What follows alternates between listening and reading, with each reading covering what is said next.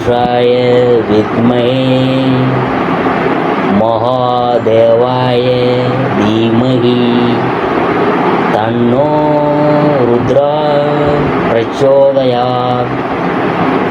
அனைத்து நண்பர்களுக்கும் பிறைசூடன் சார்பாக அன்பான வணக்கங்கள். இந்த வீடியோ பிடித்திருந்தால் லைக் பண்ணுங்கள், ஷேர் பண்ணுங்கள், கமெண்ட் பண்ணுங்கள், மறக்காமல் சப்ஸ்கிரைப் பண்ணுங்கள். வாங்க வீடியோ பார்ப்போம். மே மாத ராசி பலன்கள் 2025ஆம் ஆண்டு. இந்த மாதத்துடைய கிரக நிலைகள் எப்படி இருக்குன்னு பார்க்கும்பொழுது, மே 7ஆம் தேதி புதன் மேச ராசிக்கு நுழையிறாங்க. மே 14ஆம் தேதி குரு பகவான் மிதுன ராசிக்குள் நுழைகிறார். மே 15ஆம் தேதி சூரியன் ரிஷபராசிக்கு பயிற்சியாகும். வைகாசி மாதம் தொடக்கங்க. மே 18ஆம் தேதி ராகு கும்பராசியிலும் கேது சிம்மராசியிலும் நுழைகின்றனர். மே 23ஆம் தேதி புதன் ரிஷபராசிக்குள்ள பயிற்சி ஆகிறாரு. மே 31ஆம் தேதி சுக்கிரன் மேசராசிக்குள் நுழைகிறார். இவ்வாறு கிரக நிலைகள் செயல்படுதுங்க இந்த மாதத்தில்.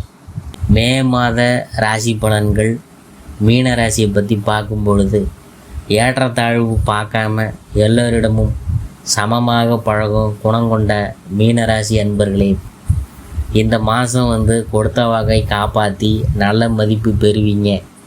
பண வரவு திருப்திகரமாக இருக்கும். மனதில் ஏதேனும் டென்ஷன் உண்டாகலாம். உடல் சோர்வு வரலாம். முயற்சிகளில் சாதகமான பலன் கிடைக்கும். புதிய நபர்களின் அறிமுகமும் அவங்களால் நன்மையும் உண்டாகும். வீடு வாகனம் தொடர்பான செலவு குறையும். வழக்கு விவகாரங்களில் கவனமாக இருக்கணுங்க. தொழில் வியாபாரம் தொடர்பான பணிகளில் இருந்த தடங்கல்கள்லாம் நீங்கும்.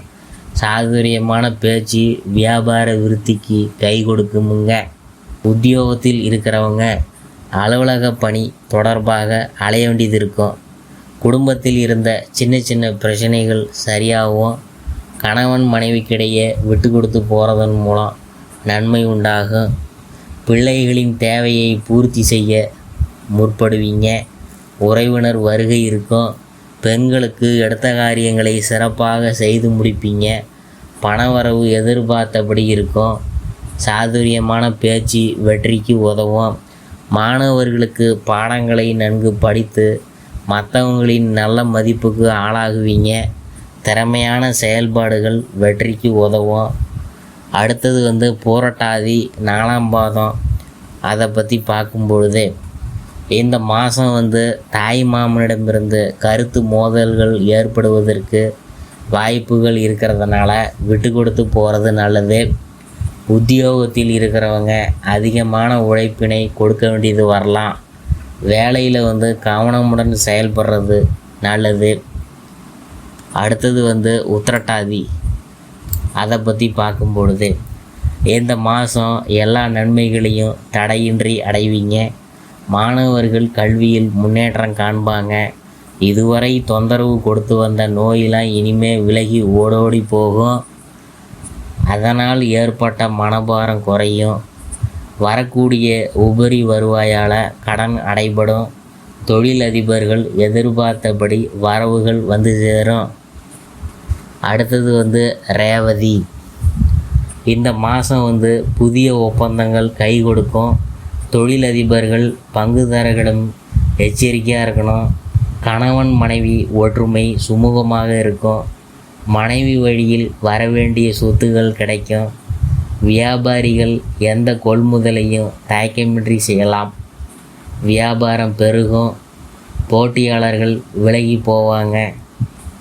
பரிகாரம் என்னன்னு பார்க்கும்பொழுது, தினமும் விநாயகர் அகவல் படித்து ஸ்ரீ கணபதியை வணங்க எதிர்ப்புகள் விலகும். போட்டிகள் குறையும். எல்லாவற்றிலும் நன்மை உண்டாகும். சந்திராசிரம தினங்கள் 11, 12. அதிர்ஷ்டமான தினங்கள் 4, 5, 31.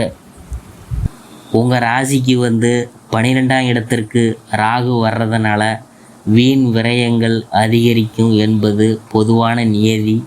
7.5 சனி நடைபெறுவதால் வீண் விரயங்களிலிருந்து விடுபட சுப விரயங்களை மேற்கொள்வது நல்லது. அடிக்கடி பயணங்கள் ஏற்படும். உத்தியோக மாற்றம், ஊர் மாற்றம், வீடு மாற்றம் நிகழும். கடன் சுமை அதிகரிக்கலாம். ஒரு கடனை அடைக்க மற்றொரு கடன் வாங்கும் சூழ்நிலை ஏற்படும்.